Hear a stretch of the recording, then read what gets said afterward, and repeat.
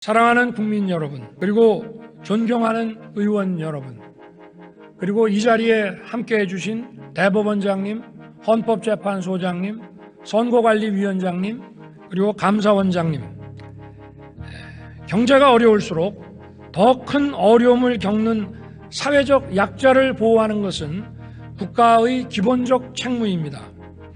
우리 정부는 재정 건전화를 추진하면서도 서민과 사회적 약자들을 더욱 두텁게 지원하는 약자 복지를 추구하고 있습니다.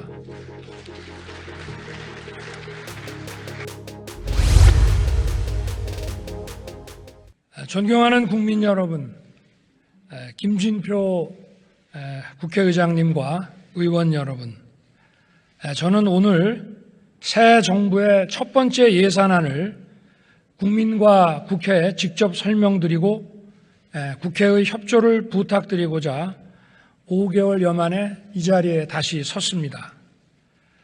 우리를 둘러싼 대내외 여건은 매우 어렵습니다.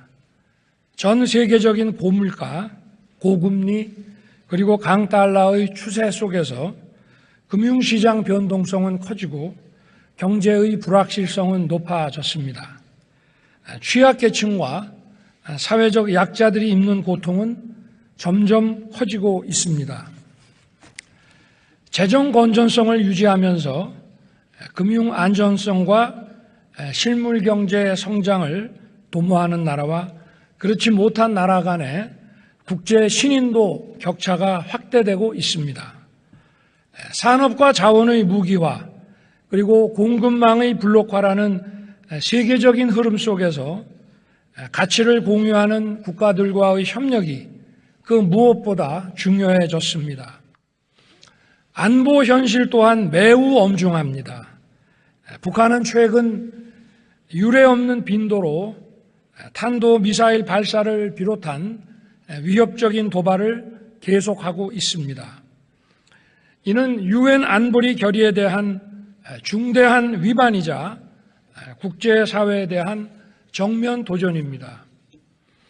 나아가 핵 선제의 사용을 공개적으로 표명할 뿐 아니라 7차 핵실험 준비도 이미 마무리한 것으로 판단됩니다.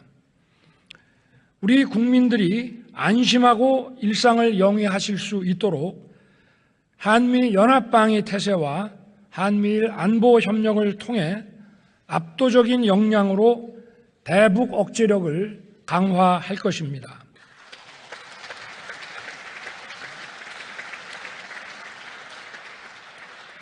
북한이 비핵화의 결단을 내려 대화의 장으로 나온다면 이미 취임사와 8.15 경축사에서 밝혔듯이 우리 정부는 담대한 구상을 통한 정치, 경제적 지원을 다할 것입니다. 경제와 안보의 엄중한 상황을 극복해 나가기 위해서는 여야가 따로 있을 수 없습니다. 국회의 협력이 절실합니다.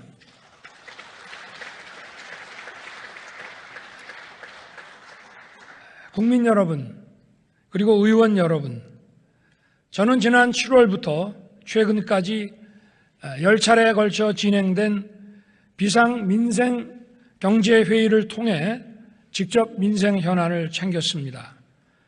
물가 상승의 충격이 취약계층과 사회적 약자에게 전가되지 않도록 공공임대주택의 임대료 동결을 연장한 것을 비롯해서 연료비, 식료품비, 생필품비도 촘촘하게 지원하는 한편 장바구니 물가도 챙겼습니다. 폭우와 재난으로 인한 피해 복구와 지원에도 매진해서 서민들의 일상 회복에 최선을 다했습니다. 우리 경제의 버팀목인 수출 경쟁력을 강화하기 위해 역대 최대 규모인 351조 원의 무역 금융을 공급하는 한편 6조 원 규모의 안심 고정금리 특별대출과 50조 원을 상회하는 채권 시장 등의 안정화 조치를 취해 중소기업을 살리기 위한 유동성 공급도 시행한 바 있습니다. 나아가 우리 경제의 미래 먹거리를 찾기 위한 산업의 고도화, 미래 전략 산업 육성에도 박차를 가하고 있습니다. 이번에 정부가 제출한 예산안에는 우리 정부가 글로벌 복합 위기에 어떻게 대응할 것이며 어떻게 민생 현안을 해결할 것인지 그 총체적인 고민과 방안을 담았습니다. 지금 우리 재정 상황이 녹록지 않습니다. 그동안 정치적 목적이 앞선 방만한 재정 운용이 결국 재정 수지 적자를 빠르게 확대시켰고 나라 빚은 GDP의 절반 수준인 1,000조 원을 이미 넘어섰습니다. 세계적인 고금리와 금융 불안정 상황에서 국가 재정의 건전한 관리와 국제 신인도 확보가 그 무엇보다 중요합니다. 뿐만 아니라 경제 성장과 약자 복지의 지속 가능한 선순환을 위해서는 국가 재정이 건전하게 버텨주는 것이 매우 중요합니다. 정부는 지난 7월에 국가재정전략회의를 통해 건전 재정 기조로 내년 예산안을 편성하기로 확정한 바 있습니다. 내년도 총 지출 규모는 639조 원으로 2010년 이후 처음으로 전년 대비 예산을 축소 편성했습니다. 정부는 역대 최대 규모인 24조 원의 지출 구조 조정을 단행한 결과 재정 수지는 큰 폭으로 개선되고 국가 채무 비율도 49.8%로 지난 3년간의 가파른 증가세가 반전돼서 건전 재정의 전환점이 됐습니다.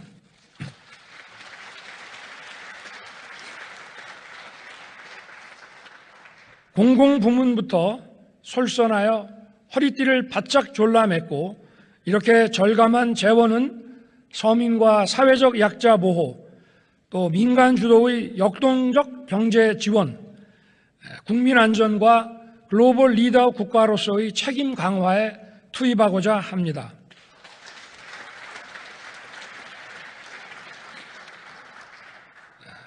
사랑하는 국민 여러분, 그리고 존경하는 의원 여러분, 그리고 이 자리에 함께해 주신 대법원장님, 헌법재판소장님, 선거관리위원장님, 그리고 감사원장님, 경제가 어려울수록 더 큰 어려움을 겪는 사회적 약자를 보호하는 것은 국가의 기본적 책무입니다.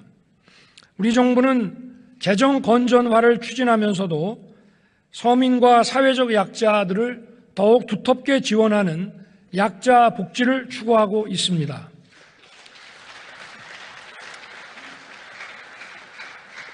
기존 중위소득을 역대 최대폭으로 조정해서 4인 가구 기준 생계급여 최대 지급액을 인상함으로써 기초생활보장 지원에 18조 7천억 원을 반영했습니다. 저임금 근로자, 특수형태 근로종사자, 그리고 예술인들의 사회보험 지원 대상을 확대하여 27만 8천 명을 추가 지원할 것입니다. 근로환경이 열악한 50인 미만의 소규모 사업장 7천여 곳에 휴게시설 설치 등 근로환경 개선을 획기적으로 실행할 것입니다. 아울러 장애인과 한부모 가족에 대한 맞춤형 지원도 강화할 것입니다. 장애 수당을 8년 만에 처음으로 인상하고 발달장애인에 대한 돌봄 시간을 하루 8시간까지 확대함과 아울러 장애인 고용장려금도 인상할 것입니다. 또한 중증장애인의 콜택시 이용 지원을 확대하고 저상버스도 2,000대를 추가 확충하는 등 장애인의 이동권을 최대한 보장하겠습니다. 한부모 자녀 양육 지원 대상을 현재의 중위소득 52%에서 60%까지 대폭 확대하겠습니다.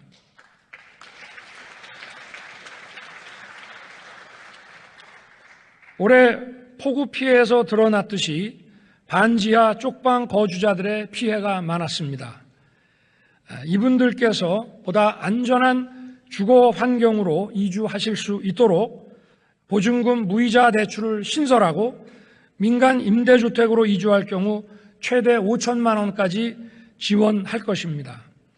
또한 전세 사기의 피해자에 대한 신속한 보호를 위해 최대 1억 6천만 원 한도의 긴급 대출 지원도 신설하였습니다.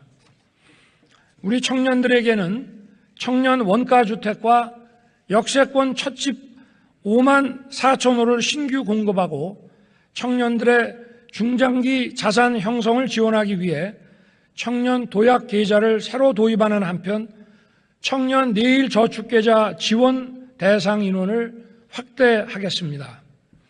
어르신들께는 기초연금을 인상하고 양질의 민간사회 서비스형 일자리를 확대해서 안정적인 노후 생활을 지원하겠습니다. 물가 상승으로 인한 서민들의 필수 생계비와 장바구니 부담을 덜어드리기 위한 예산도 적극 반영하였습니다.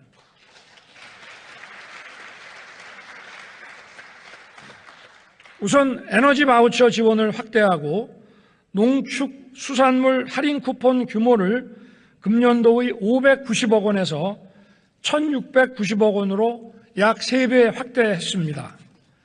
밀, 수산물 등 주요 농축산물의 비축을 확대해서 수급 불안에 선제적으로 대응하는 한편 중소농의 공익 직불금 지급 확대, 비료, 사료 등의 구매자금 지원을 통해 농가 생산비 부담도 경감하겠습니다. 아울러 지방소멸 대응 특별 양여금을 1조 원으로 확대하고 국가균형발전 특별회계 투자 규모를 지역 수요가 높은 현장 밀착형 자율사업을 중심으로 대폭 확대하여 지역 주도로 성장 동력을 찾을 수 있도록 돕겠습니다.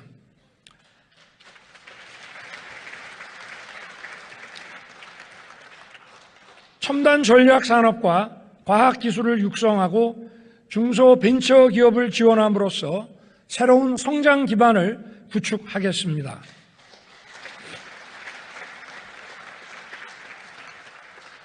먼저 메모리 반도체의 초격차 유지와 시스템 반도체의 경쟁력 확보를 위해 전문 인력 양성과 연구 개발, 인프라 구축 등에 총 1조 원 이상을 집중 투자하겠습니다. 또 문어직 원자력 생태계 복원이 시급합니다. 원전 수출을 적극 지원하고 소형 모듈 원자로와 원전 해체 기술 개발 등 차세대 기술의 연구 개발을 지원하겠습니다.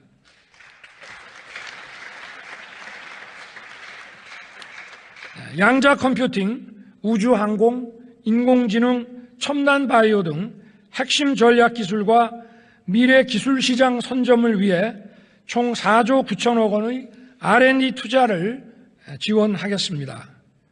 민간 투자 주도형 창업 지원을 통해 벤처기업과 스타트업에 대한 지원을 확대하고 중소기업의 스마트화 지원과 연구개발 등 혁신 사업에도 3조 6천억 원을 투입하겠습니다.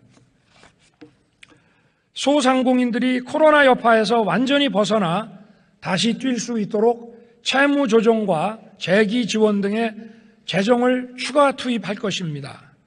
그리고 청년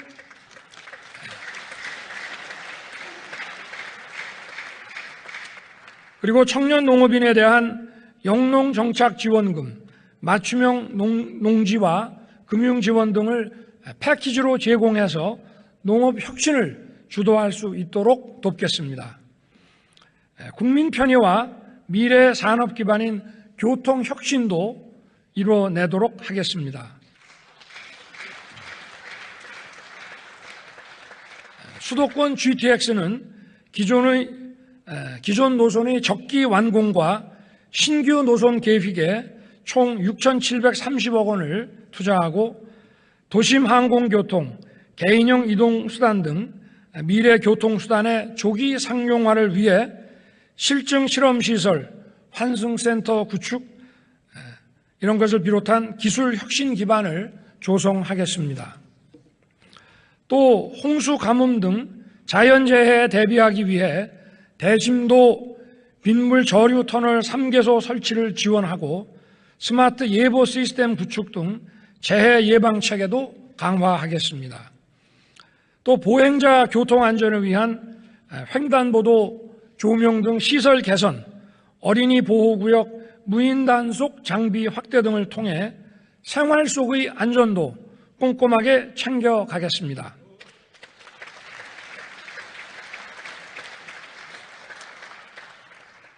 튼튼한 국방력과 인류 보훈, 장병의 사기 진작을 통해 누구도 넘볼 수 없는 강력한 국가를 만들겠습니다.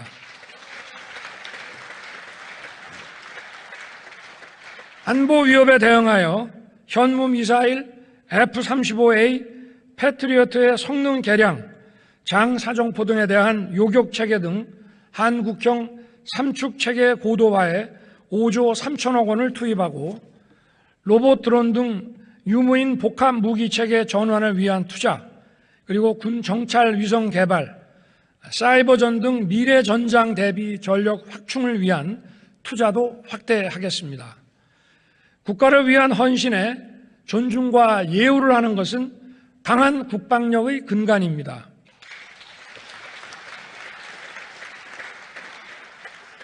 국민과 장병의 눈높이에 맞도록 병영 환경을 개선하고 사병 봉급을 2025년 205만 원을 목표로 현재 82만 원을 내년에 130만 원까지 인상해서 병역 의무 이행에 대한 합당한 보상이 매년 단계적으로 이루어지도록 하겠습니다.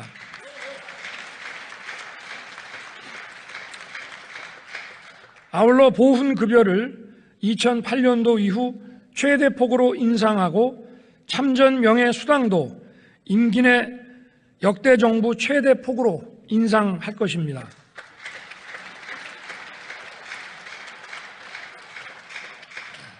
격화되는 경제 블록화 물결에 대비하여 경제 안보 역량을 강화해야 합니다.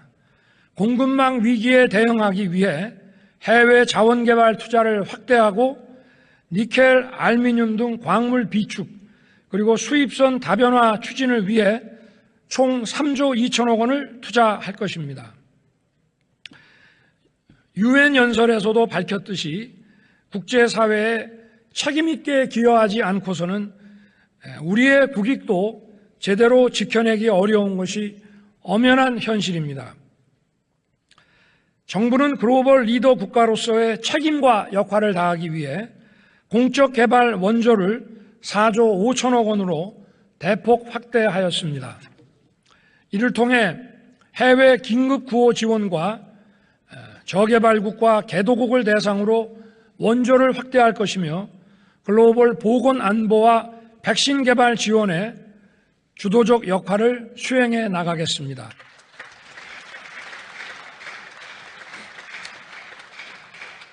존경하는 국민 여러분, 김진표 국회의장님과 의원 여러분, 대법원장님, 헌법재판소장님, 선거관리위원장님, 그리고 감사위원장님, 예산안은 우리 대한민국이 나아가야 할 방향을 담은 지도이고 국정 운영의 설계도입니다.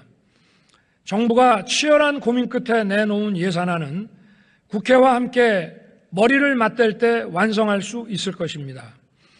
지난해 5월 코로나 피해 자영업자 소상공인 지원 추경도 국회의 초당적 협력으로 무사히 확정 지을 수 있었습니다.